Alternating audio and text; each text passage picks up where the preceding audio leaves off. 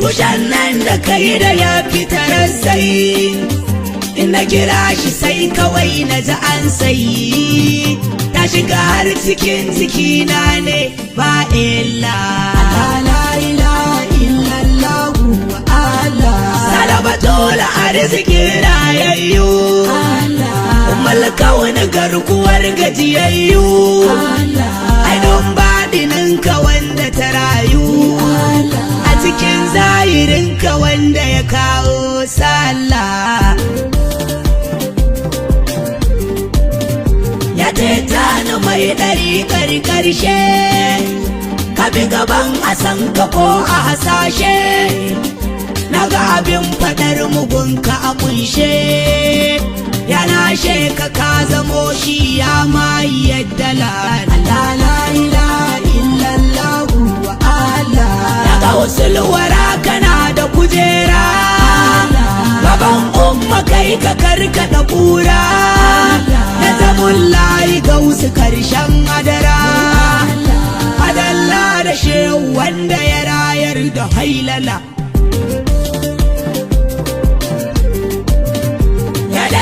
da ko'ina kai a gaba babara zime amanar rabba taba shiru ake akan ka ba da bala sai dai tagumi harazimi ya zarta hankula Allah la ilaha illallah Allah kaje na shiru akwai wani abu ne zahir baɗinin sa'e haka ne ya kurtu min budu na hana biya ne ya maula abala abas minka ilaika wasila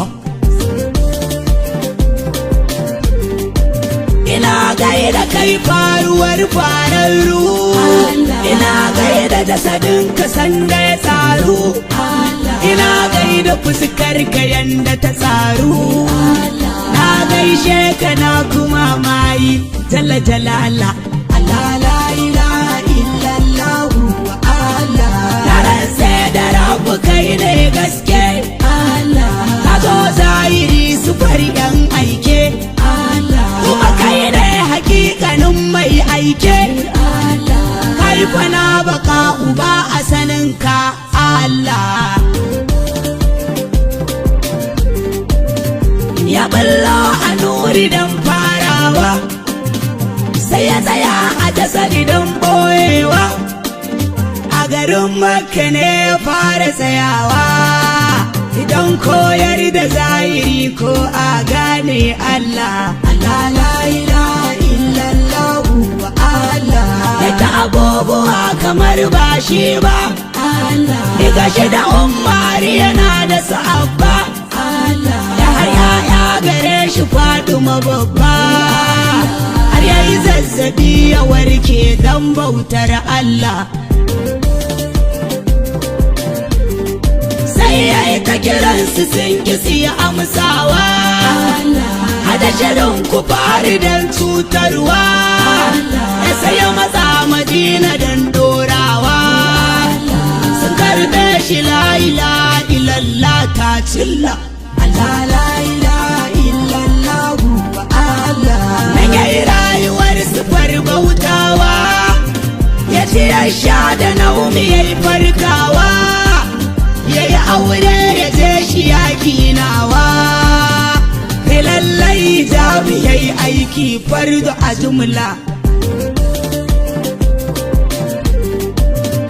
ya yi rayuwar sufar mamaki har wasu masu na kiran shi aboki ya hira da su ya kan fita yaki ya gashi a baɗinin shi bai da shariki Allah la ilaha illallah wa Allah ya ga bishiyar sanan tana ta fitowa ya wata rayuwar ya sake ginawa su saba da shi kamar ɗa da uwa sai yayi baka umai su farko mawa Allah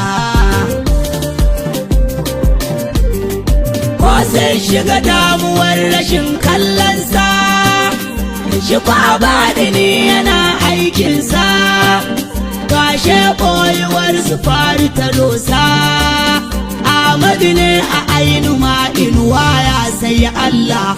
Allah la ilaha illallah Allah. Iya gina sansani a can ba wasa. Sabo kamul iman nan ga kwasa. Ya gashi jikinsa kuma suna aikinsa. Shi suka ambata da shi kuma shi ne alƙibla. Ina ma ya bace yana ta ishara. Sa'ade bai da kuku dan da lura. Da ya zo kaula ku an sha kura. Ya kama bai mutu koyuwar gausin laya a Allah. Allah la ilaha illallah wa Allah. Har mutuwa suka yi ta yi dan zafi. Sai adararsa ta yi ta kawo lutufi. Da sannan ma'awwali ya yi ƙarfi. Sai suka dinga rayuwa a cikin sha'anin Allah. Ya kuma boyuwa yana bullowa. Haka nuna ya sauka dan dorawa.